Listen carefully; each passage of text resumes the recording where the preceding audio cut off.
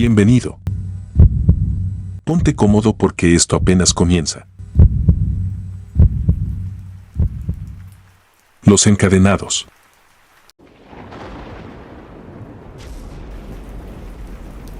Mi nombre es Diego y trabajo como guía turístico en La Habana. Desde joven me atrajo la historia oculta de la ciudad, las leyendas que susurran en las esquinas y los rincones olvidados. Para muchos, solo soy un hombre que cuenta anécdotas a extranjeros curiosos. Pero hay un lugar, en las afueras, que siempre me causó una inquietud que nunca pude sacudirme. Un sitio que, con el tiempo, dejó de ser una simple parada en mi recorrido y se convirtió en una mancha indeleble en mi vida. Hace un par de años, llevé a un grupo al cementerio de los esclavos. Un lugar apartado, olvidado por la mayoría, pero que guarda las huellas de un pasado de dolor y sufrimiento que no todos quieren recordar. El sol caía con una pereza abrumadora esa tarde y las nubes pesaban bajas en el horizonte, como si la misma naturaleza presagiara lo que estaba por venir. Entre los turistas había uno en particular que no paraba de hacer comentarios sarcásticos. Su nombre era Carl, un hombre alto y de complexión fuerte, con una risa grave y burlona que parecía resonar incluso en los rincones más sombríos del cementerio. Al principio, no presté mucha atención. Había escuchado todo tipo de comentarios de turistas ignorantes, pero Carl era distinto. Su risa se volvió más intensa cuando pasamos por una hilera de tumbas sin nombre, simples montículos de tierra rodeados por un ambiente de abandono. ¿Aquí enterraron a los esclavos? ¿Qué clase de broma es esta?, dijo, con una sonrisa torcida. Esto ni siquiera parece un cementerio. Lo ignoré, intentando continuar con la explicación histórica. Pero entonces él escupió en una de las tumbas, un gesto de desprecio que me dejó helado. Algo en mi interior se removió, una sensación extraña, casi como si el suelo bajo mis pies temblara.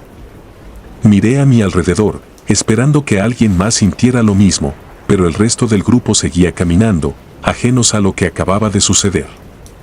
Esa noche, volví a casa inquieto. Intenté quitarme de la cabeza el incidente con Carl, pero la sensación de incomodidad no desaparecía.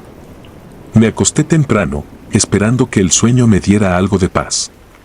Pero lo que vino no fue descanso, sino algo mucho más perturbador. En mi sueño, me encontraba de nuevo en el cementerio. La niebla lo cubría todo, y en medio de la bruma, pude ver figuras. Hombres, sus cuerpos delgados y maltrechos, con grilletes en las muñecas y los tobillos. Sus ojos vacíos se clavaban en mí, y podía escuchar el eco de las cadenas arrastrándose por el suelo. Intentaban acercarse, pero algo los detenía, como si una fuerza invisible los mantuviera cautivos. Extendían sus manos hacia mí, suplicando en silencio, pero no podía moverme. Estaba paralizado, atrapado entre su dolor y mi propia impotencia. Me desperté sobresaltado, con el corazón latiendo con fuerza. El sudor frío cubría mi frente y el sonido de las cadenas todavía resonaba en mis oídos. Era solo un sueño, me repetí. Solo un sueño. Pero al día siguiente, Carl no apareció para la siguiente excursión. Pregunté a los demás turistas si lo habían visto, pero todos me dieron la misma respuesta, no lo habían visto desde la noche anterior. Revisamos su habitación en el hotel, pero estaba vacía. Sus pertenencias seguían allí, pero no había rastro de él. Al principio, pensé que tal vez se había emborrachado y había salido a explorar la ciudad por su cuenta. Pero pasaron los días, y Carl no regresó. Nadie más pareció alarmarse demasiado.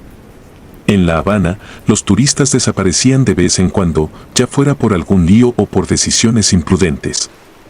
Pero algo no encajaba. Lo sabía. Nadie quiso investigar lo que pasó. Ni la policía, ni el consulado, ni sus compañeros de viaje. Para todos, Carl era solo otro turista irresponsable. Pero yo sabía que había algo más. La imagen de las cadenas y las figuras de mi sueño no se borraba de mi mente. Y cuanto más lo pensaba, más sentía que Carl había despertado algo en ese cementerio. Algo que no debía ser perturbado. Los días siguientes fueron una mezcla de incomodidad y creciente paranoia.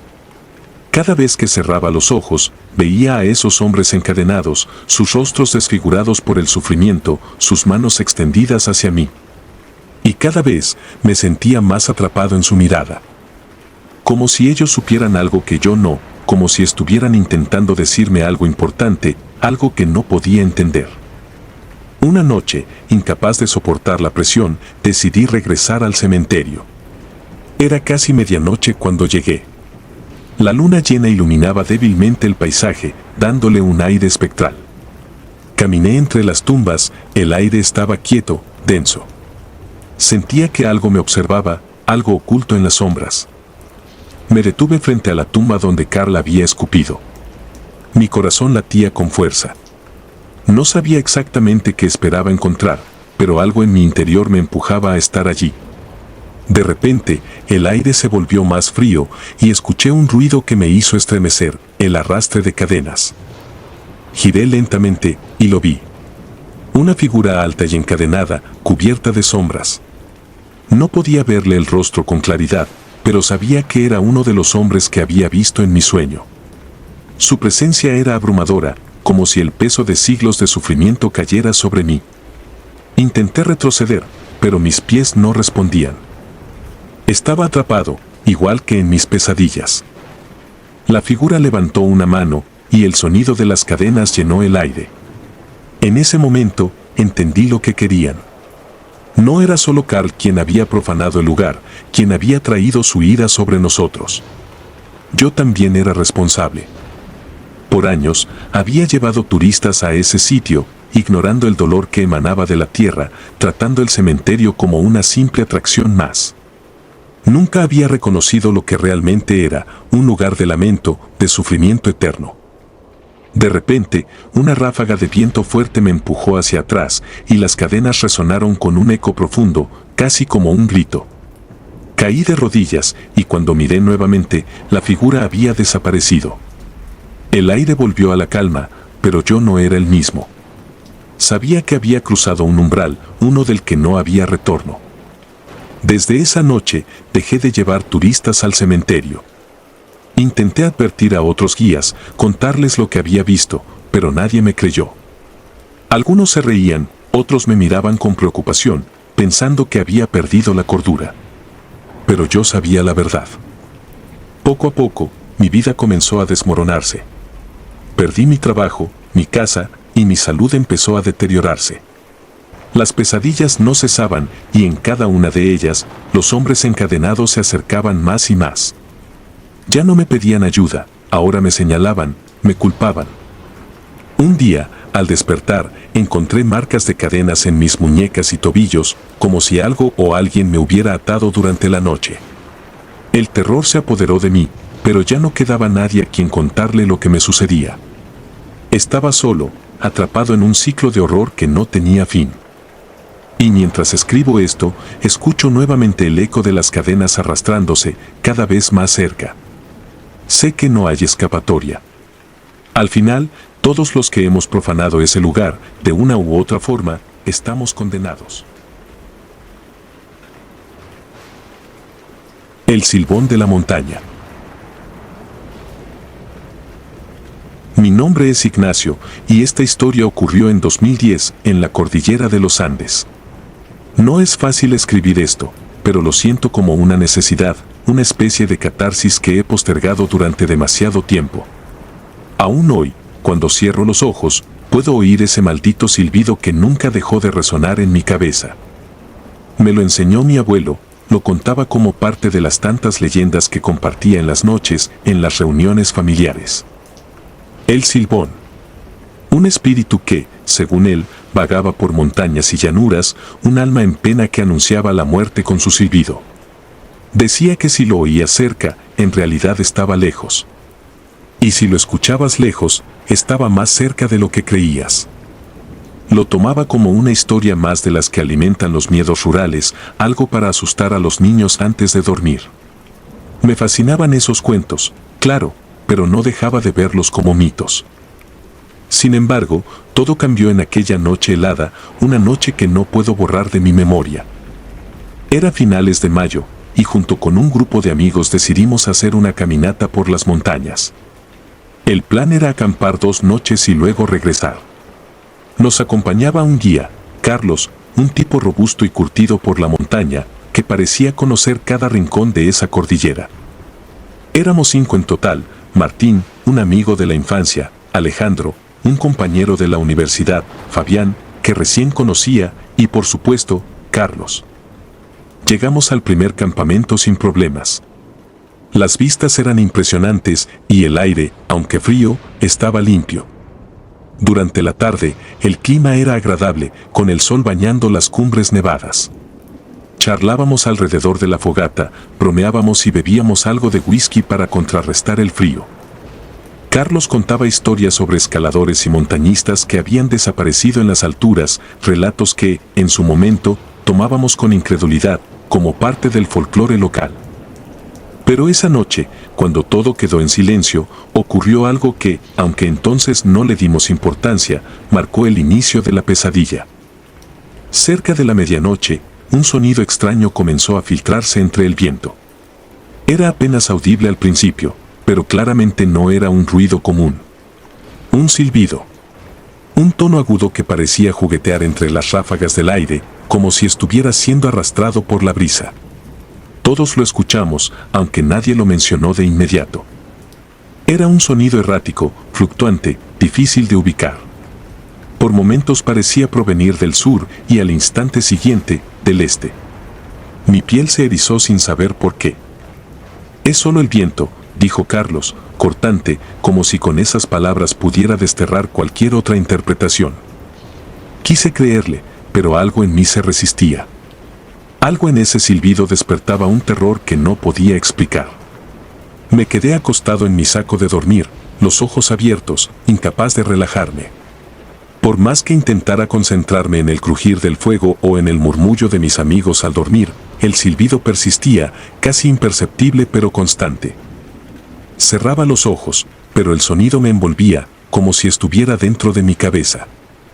A la mañana siguiente, noté la tensión en el rostro de mis compañeros. Parecía que ninguno había dormido bien. Nos levantamos temprano, recogimos el campamento y continuamos nuestra caminata. Fabián, quien había sido el más bromista la noche anterior, ahora estaba extraño, callado.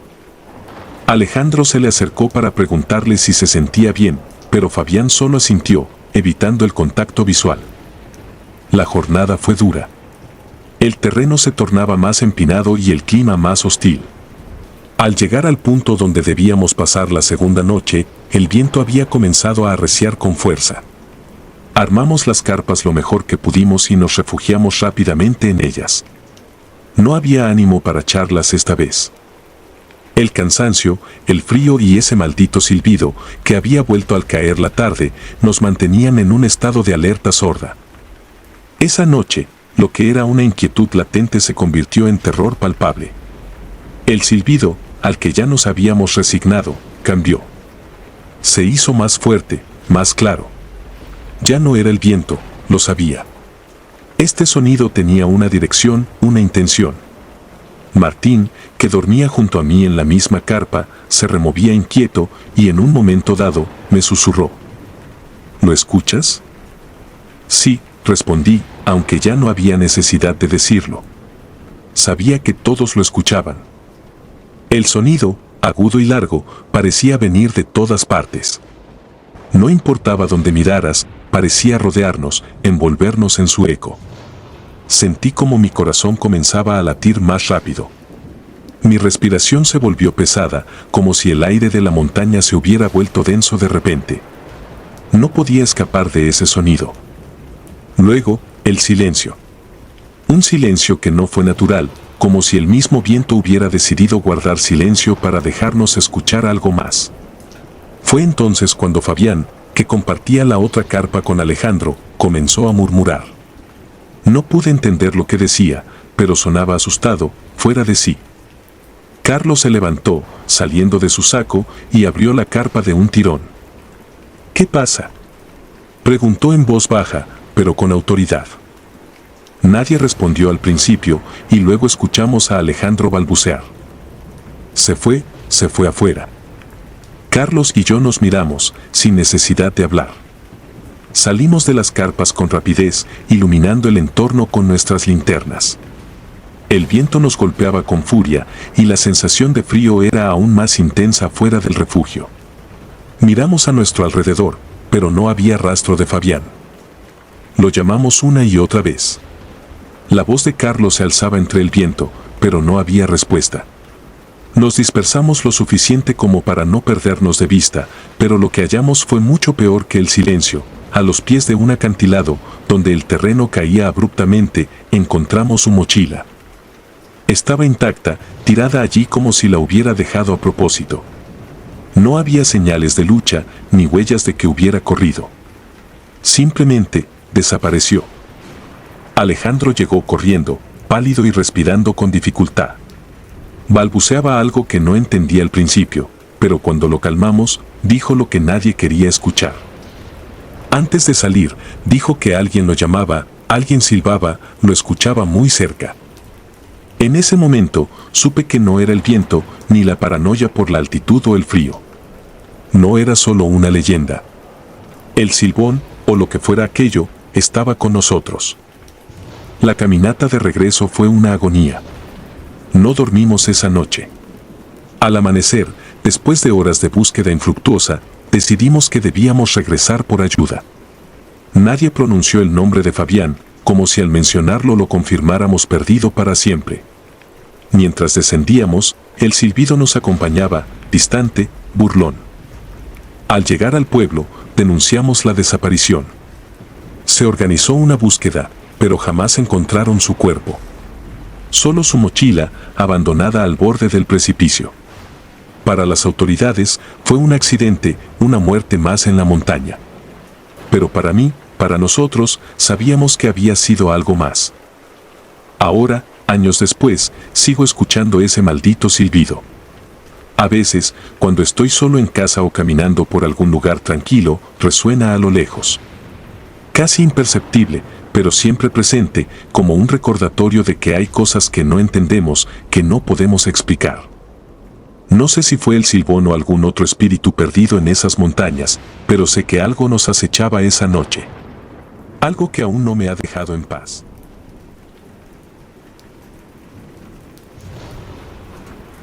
El santo olvidado. Mi nombre es Elena y soy de Antigua Guatemala, una ciudad que respira historia y secretos en cada esquina. Las piedras en las calles tienen siglos de memorias grabadas en ellas y nuestras casas parecen ser testigos eternos de lo que no se cuenta. Mi familia ha vivido aquí durante generaciones, en una casa antigua que ha visto pasar a mis abuelos, bisabuelos y ahora a mí. Hemos mantenido muchas tradiciones, una de ellas es rendir culto a los santos.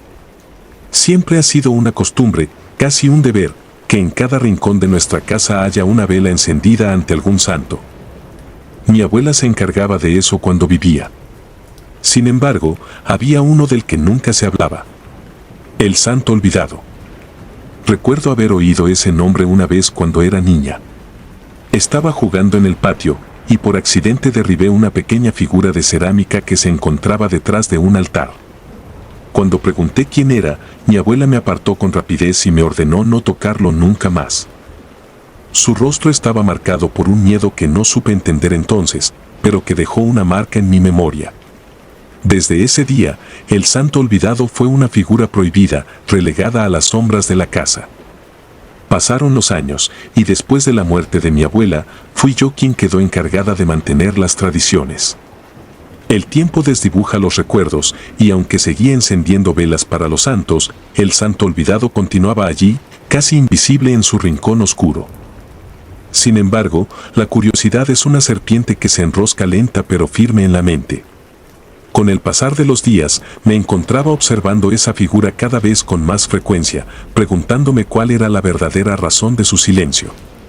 Nadie más en la familia parecía recordarlo o mencionarlo. Era como si su existencia misma fuera un secreto que solo mi abuela había guardado. Una tarde lluviosa, decidí hacer lo que nunca había hecho. Saqué una vela, una de esas que siempre teníamos para los altares, y la encendí frente a la imagen del santo olvidado. No había nada particularmente extraño en su figura. Era un santo más, tallado en madera, con un rostro desgastado y sus manos en posición de oración. Solo que sus ojos parecían estar cerrados. Parecía pacífico. ¿Por qué habríamos de temerle? Esa noche, cuando me fui a la cama, todo parecía normal. Pero al caer en el sueño, algo se rompió. Desperté de madrugada, incapaz de identificar qué me había sacado de mi sueño. Todo estaba en silencio, salvo el constante golpeteo de la lluvia contra las tejas. Sin embargo, la sensación de que algo no estaba bien me invadió. Escuché un ligero roce, como si algo pequeño y liviano se moviera en el corredor frente a mi habitación. Al principio pensé que podría ser el viento, tal vez alguna ventana mal cerrada, pero el sonido se repetía, cada vez más cercano, como si algo estuviera arrastrándose por el suelo de piedra. Me incorporé lentamente, sintiendo un escalofrío recorrer mi cuerpo. La casa estaba oscura, excepto por la luz tenue de una vela en el altar principal, que apenas se veía desde mi habitación. Caminé con pasos lentos hacia el pasillo, el corazón latiendo con fuerza contra mi pecho. No había nada, pero el aire estaba pesado, denso, como si algo invisible estuviera llenando el espacio.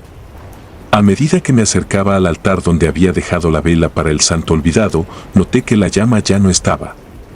Se había apagado. El piso bajo mis pies, que solía ser frío por las noches, estaba caliente. Miré hacia abajo y lo vi, cenizas. El suelo alrededor del altar estaba cubierto de ellas, como si algo se hubiera quemado, pero la vela seguía intacta. Me agaché, tocando las cenizas. Eran gruesas, como si fueran el resultado de un fuego mucho más grande de lo que una simple vela podía haber producido. Me sentí mareada, confundida. ¿Cómo era posible? Esa noche apenas pude dormir. Cada vez que cerraba los ojos, sentía una presencia en la habitación, algo que no podía ver pero que me observaba, inmóvil, desde algún rincón oscuro. El aire a mi alrededor parecía moverse, como si una mano invisible lo agitara, rozando mi piel. Pero cuando abría los ojos, todo permanecía en la más absoluta calma, salvo por esa sensación inquietante de que no estaba sola. Al día siguiente, intenté reanudar mi vida como siempre, pero había algo que ya no podía sacarme de la mente. Las cenizas. Esa presencia. El santo olvidado. La casa, que siempre había sido un refugio familiar, ahora me parecía extrañamente hostil, como si algo se hubiera desatado en ella y estuviera esparciendo su sombra por cada rincón. Traté de ignorarlo, de pensar que todo había sido producto de mi imaginación, pero las cosas comenzaron a empeorar. Las noches siguientes fueron peores. A medida que avanzaba la oscuridad, los ruidos se volvían más insistentes. Oía pasos, susurros apenas audibles, como si alguien estuviera hablando justo fuera de mi alcance. En varias ocasiones, objetos que habían estado perfectamente estables durante el día caían al suelo sin motivo alguno, como si una fuerza invisible los hubiera empujado. El aire frío y la sensación de ser observada no me abandonaban. A veces, me despertaba con la sensación de que alguien estaba de pie a mi lado, pero cuando abría los ojos, solo encontraba la oscuridad. Una madrugada, después de una noche especialmente agitada, decidí hacer algo que no había hecho desde la muerte de mi abuela. Bajé al sótano. Allí guardábamos muchas de sus cosas, y aunque siempre había evitado esa parte de la casa, algo me impulsó a buscar. No sabía exactamente qué estaba buscando, pero sentía que la respuesta debía estar allí, en algún rincón olvidado como el santo mismo. El sótano estaba cubierto de polvo, y el aire era tan pesado como en mis pesadillas. Encontré un viejo baúl que había pertenecido a mi abuela. Dentro había varias reliquias familiares, fotos antiguas y una pequeña caja de madera cerrada con llave. Tras buscar entre las cosas del baúl, encontré la llave y con manos temblorosas abrí la caja. Lo que encontré dentro me dejó helada. Era un pequeño libro, escrito a mano, con páginas amarillentas por el tiempo. Reconocí la letra de mi abuela. En él describía la historia del santo olvidado. No era un santo, no en el sentido en que lo son nosotros. Según el libro, había sido invocado por un ancestro de nuestra familia hace generaciones, como un pacto. Se le pedía protección, riqueza, pero a cambio exigía devoción eterna. Cualquier interrupción en su culto resultaba en la liberación de su ira. Mi abuela había cortado ese culto, decidido que ya no rezaríamos a él, pero nunca lo había eliminado por completo. Simplemente lo había olvidado, con la esperanza de que su poder también se desvaneciera. Cerré el libro con el corazón palpitando en mi garganta. Había roto el silencio que mi abuela había impuesto. Al encender la vela frente a su imagen, lo había despertado, y ahora esa presencia, esa sombra, no me dejaría en paz. No había instrucciones claras en el libro sobre cómo detenerlo, solo advertencias sobre su poder. Desde esa noche, los fenómenos se intensificaron. Ahora veía sombras moverse por la casa, figuras que se deslizaban por las paredes, observándome desde rincones oscuros. El frío que sentía ya no era solo una sensación, era real, como si la vida misma estuviera siendo drenada de la casa. El tiempo se convirtió en un enemigo. No sabía qué día era, ni cuánto había pasado desde que todo comenzó. La casa, mi refugio, era ahora una prisión, y el santo olvidado, la sombra que se cernía sobre mí. Sabía que no podía escapar, que había desatado algo mucho más grande de lo que comprendía. Las cenizas siguen apareciendo cada mañana, cada vez en mayor cantidad. La vela que encendí sigue allí, apagada, pero su presencia arde en cada rincón de mi vida. El reflejo de los azulejos. Me llamo Fernanda, y soy de Salvador de Bahía. En mi ciudad hay una casa colonial que, aunque ha sido olvidada por el tiempo, sigue en pie, envejecida pero intacta en su esencia. Es famosa por sus azulejos azules que cubren toda su fachada y por la leyenda de una niña que desapareció misteriosamente en 1860. Se supone que es solo una de esas historias que la gente cuenta, un mito local, algo para asustar a los niños o entretener a los turistas. Nunca creí en nada de eso hasta que entré en la casa. Estaba realizando un reportaje para un trabajo de la universidad. Mi profesor de historia me había asignado un proyecto sobre el patrimonio arquitectónico colonial y la Casa de los Azulejos Azules era perfecta. En un inicio, mi investigación se centraba únicamente en la arquitectura y la historia cultural, pero cuanto más indagaba, más me sentía atraída por la historia de la niña desaparecida. Según los relatos, la niña se llamaba Isabela, hija única de un comerciante portugués adinerado. Un día, simplemente dejó de estar. Desapareció sin dejar rastro alguno. Algunos decían que se había perdido en los bosques cercanos, otros susurraban que había sido secuestrada, pero los más supersticiosos aseguraban que la casa la había tragado. Desde entonces, la casa había caído en el abandono y nadie se había atrevido a habitarla de nuevo. Con la cámara en mano y mi grabadora de voz lista, me dirigí hacia la casa. El sol del mediodía caía pesado sobre las calles empedradas y el aire húmedo de Salvador me hacía sudar bajo mi camiseta. Al llegar, lo primero que noté fue el silencio. Parecía que incluso el sonido de las aves evitaba ese lugar. Había algo inquietante en esa casa, algo que hacía que mi piel se erizara desde que la vi de cerca. Sus azulejos, de un azul profundo y brillante, aún resplandecían bajo el sol como si fueran nuevos, pero todo lo demás estaba en ruinas, las ventanas cubiertas de polvo, las puertas carcomidas por los años. Y la vegetación creciendo descontrolada alrededor de los cimientos. A pesar de mi creciente nerviosismo, decidí entrar. Mi corazón latía con fuerza mientras empujaba la pesada puerta de madera. Al cruzar el umbral, un olor a moho y humedad me invadió los sentidos, haciéndome toser. El aire dentro era denso, pesado, como si hubiera estado atrapado durante décadas. Los primeros minutos los pasé recorriendo el lugar en silencio, documentando con mi cámara las habitaciones vacías, los muebles cubiertos de polvo y las paredes desmoronándose. Sin embargo, algo en los azulejos me llamaba constantemente. A pesar del deterioro evidente de todo lo demás, los azulejos en las paredes interiores estaban perfectamente conservados. Brillaban con un color tan vivo que parecían recién colocados.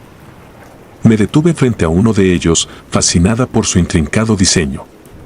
Fue entonces cuando ocurrió. En uno de los azulejos, justo en el centro de la pared principal, vi algo. Al principio pensé que era mi propio reflejo distorsionado, pero no lo era. En el reflejo del azulejo, vi a una niña. Tenía el cabello oscuro y rizado, y una sonrisa que me heló la sangre. Estaba vestida con un traje antiguo, como los que usaban las niñas en los retratos del siglo XIX. Parpadeé, sintiendo un escalofrío recorrer mi espalda. No había nadie en la habitación, eso lo sabía. Estaba sola, pero esa sonrisa seguía ahí, mirándome desde el reflejo. Retrocedí, mi respiración se volvió agitada, y cuando miré de nuevo, la niña ya no estaba. Solo mi rostro pálido se reflejaba en el azulejo. No sabía qué pensar. Me dije a mí misma que había sido un truco de la luz, tal vez mi imaginación jugando conmigo, pero algo en mí sabía que no era así. Decidí salir de la casa, pero algo me detuvo. La curiosidad, esa maldita curiosidad que siempre me había metido en problemas. No podía dejar de pensar en lo que había visto, en lo que eso significaba. Quizás, solo quizás, había algo de verdad en la historia de la desaparición de Isabela. Con una sensación de inquietud creciente, volví a la pared de los azulejos. Esta vez, examiné cada uno con detenimiento, buscando cualquier otra anomalía. Fue entonces cuando noté algo que no había visto antes, uno de los azulejos parecía estar suelto. Mi instinto me decía que no lo tocara, que me fuera de allí, pero mis manos ya estaban moviéndose por sí solas. Lo empujé suavemente y el azulejo cedió, revelando un pequeño compartimiento oculto detrás de la pared. Dentro del hueco había una muñeca antigua. Su vestido de encaje blanco estaba amarillento por el tiempo y su cara de porcelana, aunque agrietada, aún conservaba una expresión dulce y extrañamente perturbadora. La muñeca tenía los mismos rizos oscuros que la niña del reflejo. Sin pensar demasiado, la tomé en mis manos. En ese momento, la temperatura en la habitación descendió bruscamente. El aire, que ya era pesado, se volvió helado, y sentí como si algo invisible me estuviera observando. El silencio era total, opresivo, hasta que escuché un susurro. Fernanda. No era mi imaginación. Alguien había dicho mi nombre. Mis músculos se tensaron y quise soltar la muñeca, pero mis manos no respondían. Algo, una fuerza que no podía explicar, me mantenía aferrada a ella. Sentía su peso, frío y rígido, pero también vivo, de alguna manera. Fernanda, el susurro se repitió, más fuerte esta vez. Miré a mi alrededor, pero la casa seguía vacía, tan vacía como siempre. Sin embargo, la sensación de que no estaba sola era innegable. Una risa suave resonó desde algún lugar profundo de la casa. No podía identificar de dónde venía, pero me envolvía, burbujeando a través de las paredes, desde las sombras. Era una risa infantil, pero cargada de algo oscuro, algo que no pertenecía a este mundo. Cerré los ojos con fuerza, tratando de recuperar el control, de racionalizar lo que estaba ocurriendo. Cuando los abrí, mi reflejo en el azulejo había cambiado. Ya no era solo mi rostro lo que veía. Detrás de mí, la niña estaba de pie. Sonreía con la misma dulzura macabra, pero esta vez no desapareció cuando la miré directamente. Me quedé paralizada, incapaz de moverme o gritar. De repente, la muñeca en mis manos comenzó a moverse. No era un movimiento brusco, sino lento y deliberado, como si algo estuviera despertando dentro de ella. Sentí una presión creciente en mi pecho, como si el aire mismo estuviera siendo succionado de la habitación. El susurro volvió, esta vez tan cercano que parecía provenir de mi propia mente. No debiste venir, dijo la voz, aunque ya no era solo un susurro. Era clara, nítida, resonando en mis oídos como el eco de algo olvidado hace mucho tiempo. Sin pensarlo dos veces, solté la muñeca y corrí hacia la puerta. Mientras huía, escuché pasos ligeros detrás de mí, como los de un niño corriendo por el pasillo. No me atreví a mirar atrás. Solo quería salir, escapar de ese lugar maldito. Cuando finalmente llegué a la calle, me detuve, jadeando. El aire exterior, aunque denso y caliente, me pareció un alivio después de la atmósfera sofocante de la casa. pero algo no estaba bien. Al mirar de nuevo hacia la fachada, vi que los azulejos azules brillaban con una intensidad sobrenatural, como si la casa misma estuviera viva, respirando. Nunca volví a esa casa. Terminé mi reportaje sin mencionar lo que había sucedido. Nadie me creería de todos modos. Pero desde ese día, cada vez que veo mi reflejo en un espejo o en una ventana, no puedo evitar buscarla. A veces, en el borde de mi visión, creo ver la sombra de una niña de rizos oscuros que me sonríe. El pantano de los Olivitos. Nunca me he considerado a alguien propenso a lo sobrenatural. Siempre fui una persona lógica, pragmática, y aunque crecí escuchando historias de terror de mis abuelos sobre el pantano de los Olivitos, las traté como meras leyendas locales.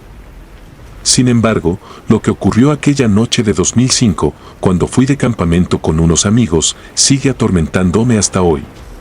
No hay explicación racional para lo que experimentamos, y aunque trato de olvidarlo, los recuerdos vuelven cada vez que cierro los ojos por la noche. Era verano, y yo tenía 20 años. Estábamos en busca de una aventura antes de que el año terminara. Mis amigos, Daniel, Luis y Andrés, compartían esa necesidad de hacer algo emocionante. Cuando surgió la idea de acampar en el pantano de los Olivitos, un lugar famoso por sus historias de fantasmas y desapariciones inexplicables, ninguno de nosotros dudó. Pensábamos que sería divertido, un escape de la rutina. Jamás imaginamos el horror que nos aguardaba. Llegamos al pantano al atardecer. Los Olivitos era un lugar denso, casi impenetrable, con un aire pesado que parecía ralentizar el tiempo. Los mosquitos zumbaban por todas partes y el hedor del agua estancada llenaba el ambiente. Pero nos instalamos rápido, erigimos nuestras tiendas y encendimos una fogata cerca de la laguna. El paisaje era sombrío pero tranquilo, con la oscuridad cayendo sobre nosotros como una manta pesada, ahogando cualquier rastro de la civilización. Recuerdo que la luna estaba oculta tras gruesas nubes, lo que hacía que todo se viera aún más tenebroso. Sin embargo, eso no nos preocupó al principio.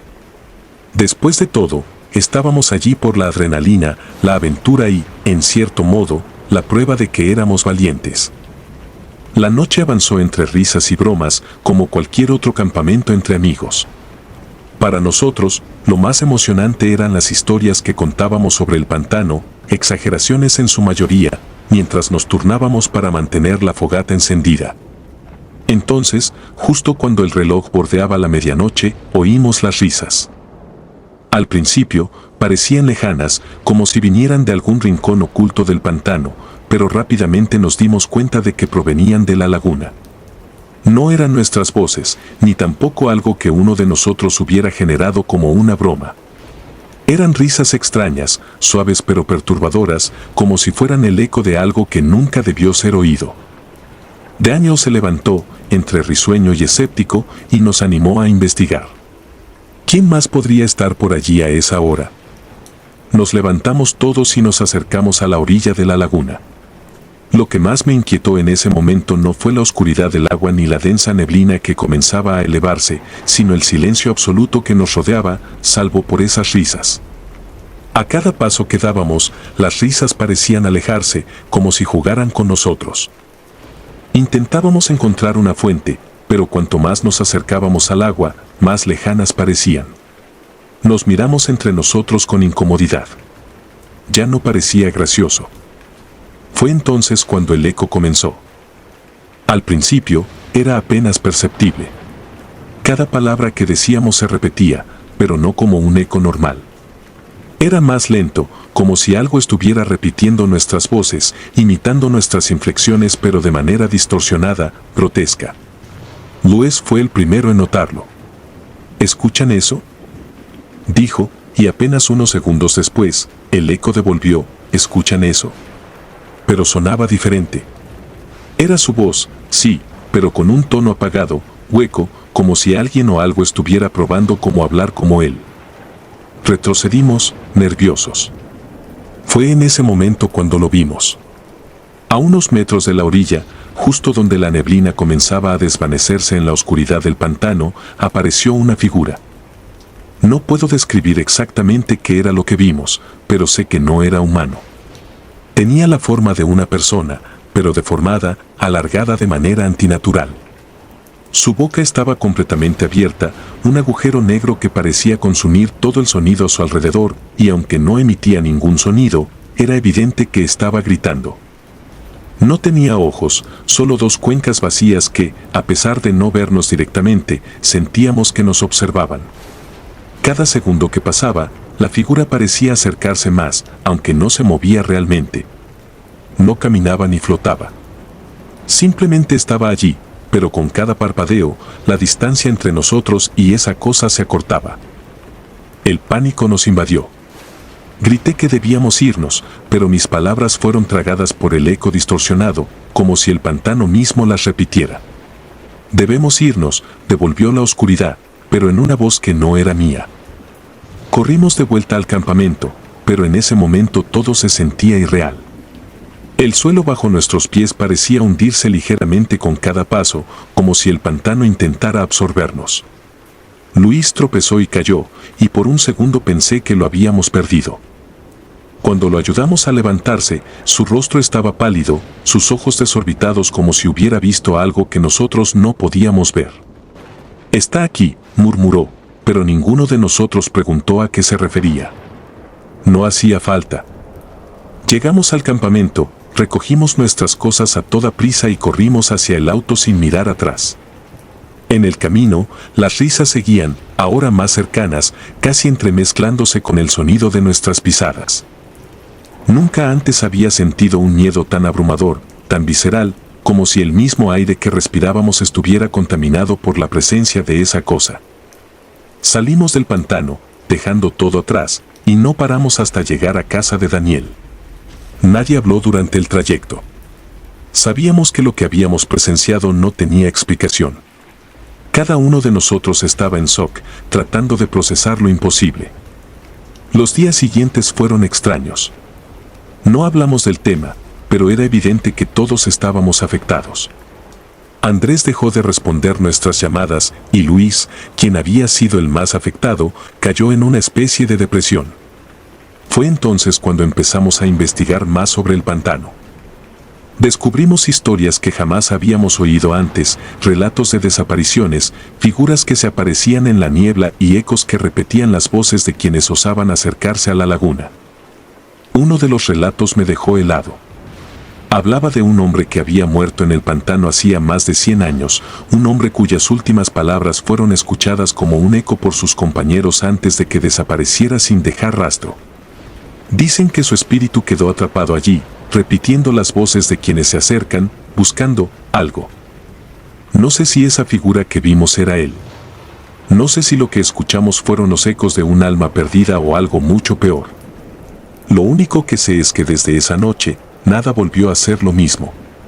A veces, cuando el silencio se apodera del lugar donde estoy, oigo el eco de mi propia voz, pero no soy yo. Es algo que se esconde en los rincones de mi mente, recordándome que nunca debía haber ido a ese maldito pantano. Han pasado casi 2 décadas, y no he vuelto a ver a Luis ni a Andrés. Daniel, quien también intentó olvidar, falleció hace unos años en un accidente. A veces pienso que el pantano nos marcó, que lo que vimos esa noche dejó una cicatriz en nuestras almas que no podremos borrar jamás. No volví a Los Olivitos, y nunca lo haré. Pero cada vez que oigo un eco, un sonido repetido en la distancia, no puedo evitar pensar en esa figura deforme, con la boca abierta en un grito eterno, y me pregunto, ¿qué hubiera pasado si nos hubiéramos quedado? Quizás ya no estaríamos aquí para contar la historia. El barco fantasma. Me llamo Esteban, y crecí en Asunción, cerca del río Paraná. Desde niño, las historias de mi abuelo sobre el barco del silencio siempre me habían fascinado y aterrado al mismo tiempo. Eran relatos de noches tranquilas, cuando el río se convertía en un espejo inquebrantable y las luces de un barco aparecían a lo lejos, deslizándose sin rumbo. Siempre lo imaginé como una leyenda, una fábula para asustar a los niños y mantenerlos alejados del peligro del río en la oscuridad. Pero con el tiempo, llegué a dudar de mis propias convicciones. A mis 27 años, creía que ya había visto todo lo que el Paraná podía ofrecer, la calma y la furia de sus aguas, la vida de los pescadores que lo bordeaban, e incluso la muerte que a veces reclamaba alguna vida imprudente. Pero aquella noche, mi percepción del río cambió para siempre. Era una noche de verano, y el calor pegajoso nos envolvía como una segunda piel. Mis amigos, Luis y Ramón, me propusieron salir a pescar.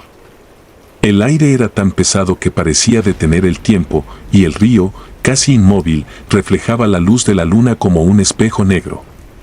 Me inquietaba esa quietud, pero acepté ir. Llevábamos semanas planeando la salida, y no quería quedar como el que arruinaba los planes por un mal presentimiento. Preparé mi equipo sin pensar demasiado en las historias del barco del silencio. Después de todo, eran solo cuentos de mi abuelo, o eso me repetía. Subimos a la pequeña embarcación de Luis y comenzamos a remar río adentro.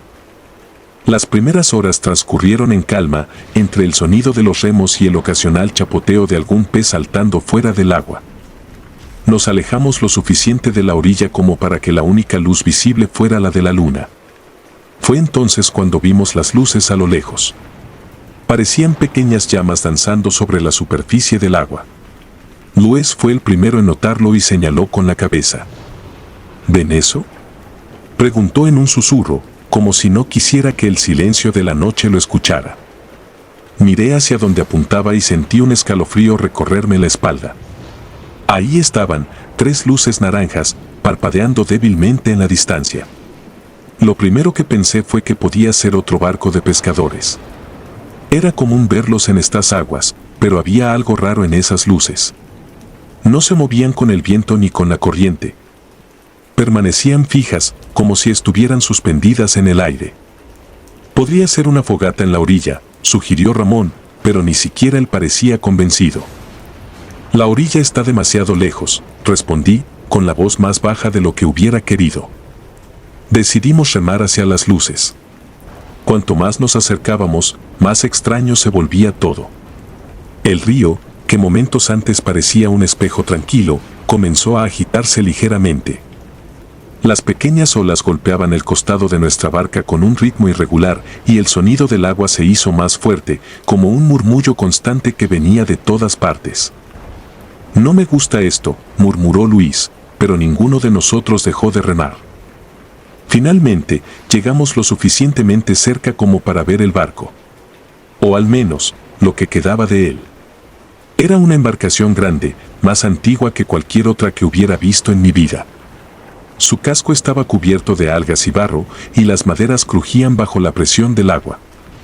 No había nadie a bordo, pero las luces seguían encendidas, parpadeando desde lo alto de los mástiles, como si una mano invisible las hubiera colocado allí. No hay nadie, dijo Ramón, con una mezcla de sorpresa y alivio en su voz. Nos quedamos quietos, observando. Algo en mí me decía que deberíamos irnos, que aquello no era natural.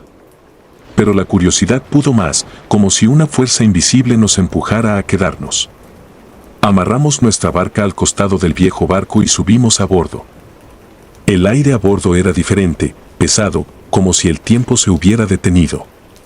No había rastro de vida. Ni huellas, ni cuerdas, ni redes. Nada que indicara que alguien hubiera estado allí en años. Todo estaba cubierto por una fina capa de moho y humedad. Sin embargo, las luces seguían encendidas, desafiando cualquier explicación lógica. No tiene sentido, dijo Luis, pasando la mano por una de las barandas corroídas por el tiempo. Esto no debería estar aquí. Me acerqué al timón, cubierto de salitre, y fue entonces cuando lo sentí. Un frío intenso que me recorrió el cuerpo. No era el tipo de frío que se siente en la piel, sino algo más profundo, algo que te cala los huesos y te deja inmóvil. Traté de apartarme del timón, pero mis pies no respondieron. Escuché un murmullo.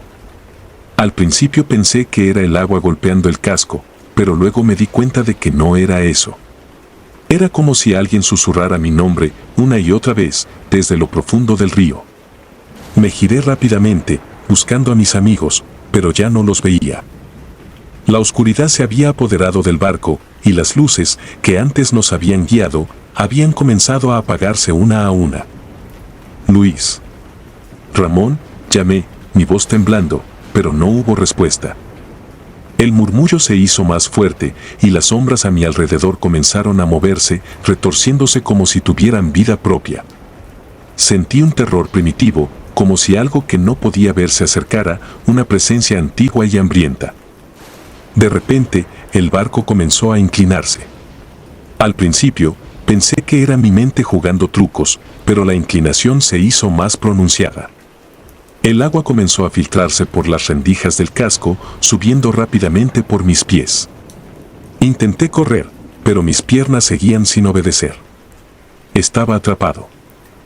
Fue entonces cuando lo vi. Una figura alta y delgada emergió de las sombras.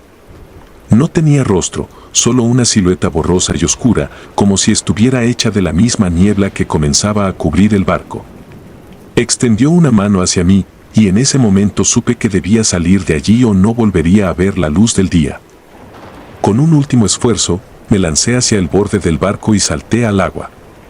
El impacto fue como un golpe de realidad. El frío del río me devolvió el control de mi cuerpo.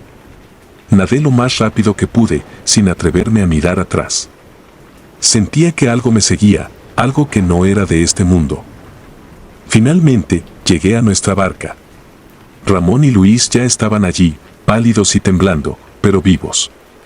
Sin decir una palabra, desatamos las cuerdas y comenzamos a remar frenéticamente hacia la orilla. Ninguno de nosotros miró atrás. El sonido del agua seguía siendo ensordecedor, como si el río mismo estuviera enfurecido. Cuando finalmente llegamos a tierra firme, caímos exhaustos sobre la arena. Ninguno de nosotros dijo nada durante un largo rato.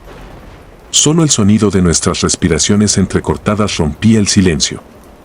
¿Qué era eso?, preguntó Luis finalmente, su voz apenas un susurro. Nadie respondió. No había forma de explicar lo que habíamos visto. Aquella noche, el barco desapareció de la misma forma en que había aparecido, y las luces nunca volvieron a verse. Desde entonces, el río nunca volvió a parecerme igual. La calma que solía encontrar en sus aguas se transformó en una sensación constante de inquietud. El murmullo que escuché aquella noche, todavía lo siento cuando me acerco al Paraná, como si el río estuviera esperando, vigilante, a que volvamos.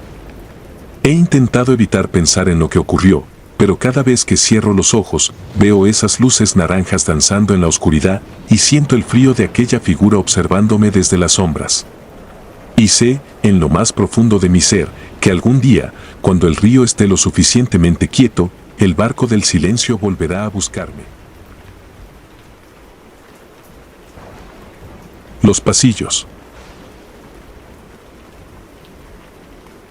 Era el año 1998 cuando llegué al Hospital Muñiz en Buenos Aires para comenzar mi residencia médica. Con 24 años, sentía una mezcla de emoción y nerviosismo. Recuerdo haber visto el edificio por primera vez, imponente y gastado por el tiempo, con sus paredes grises y ventanas estrechas que parecían mirar hacia afuera con desdén. Como médico recién graduado, siempre me había mantenido al margen de supersticiones. Mi vida giraba en torno a la ciencia, a lo tangible, a lo que podía explicarse. No había lugar para fantasmas o espíritus en mi mente racional. Pero ese lugar tenía algo que lo diferenciaba de los hospitales en los que había estado antes. Los pasillos del Muñiz eran fríos, no por la temperatura, sino por una sensación extraña que parecía envolverte en cuanto ponías un pie en ellos. El eco de las pisadas resonaba en las paredes como si algo invisible caminara a tu lado, siempre detrás de ti, observando, esperando. Al principio lo atribuía al desgaste del hospital, al ambiente sombrío que, cegaramente, afectaba mis percepciones. No pasó mucho tiempo antes de que comenzara a escuchar los rumores entre el personal. Había historias sobre pacientes que nunca salieron del hospital, que vagaban por los pasillos en busca de un descanso que jamás encontrarían.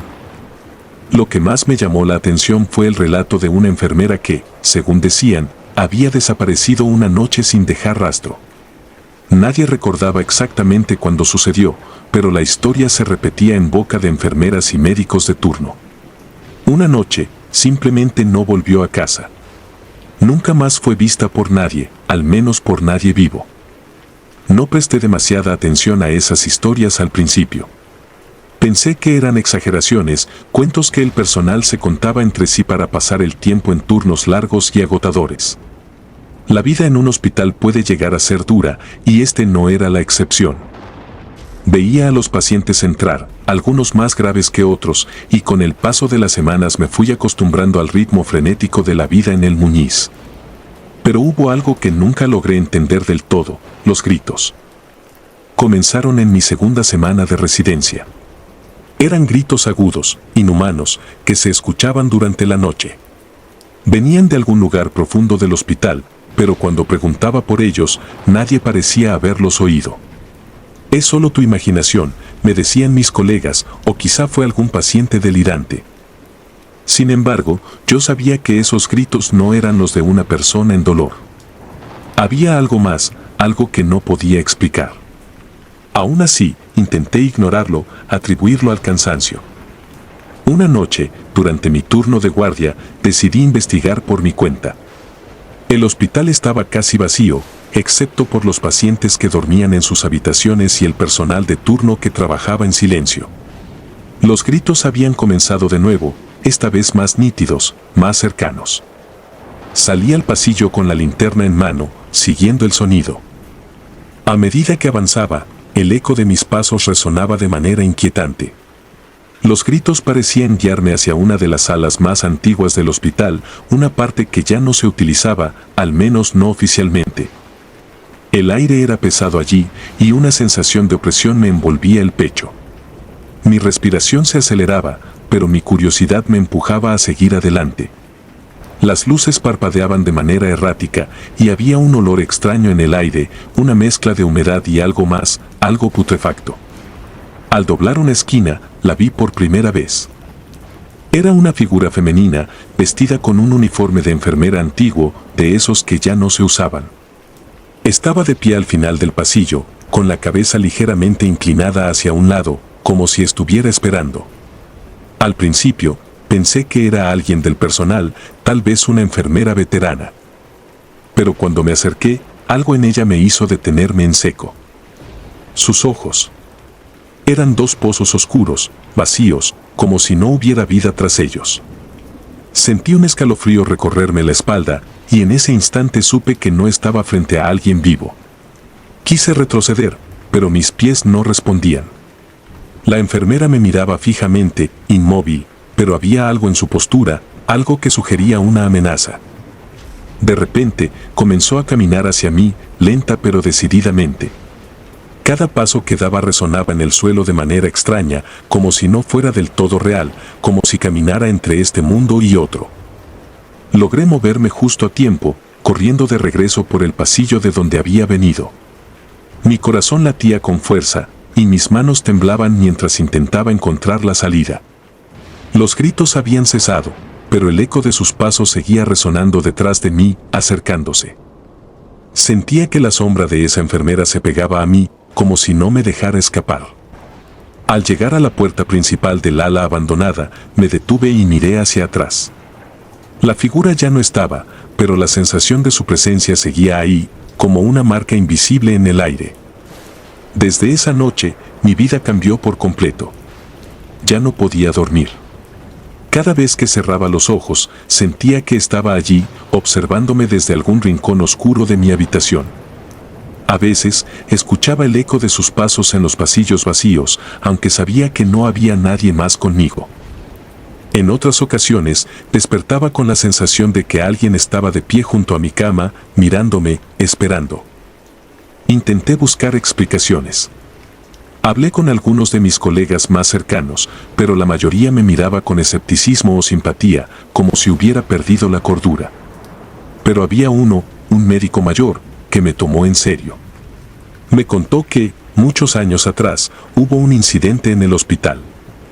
Una enfermera, joven y recién llegada, había desaparecido durante una de sus guardias nocturnas. Algunos decían que había sido víctima de algún paciente peligroso, otros que simplemente había huido.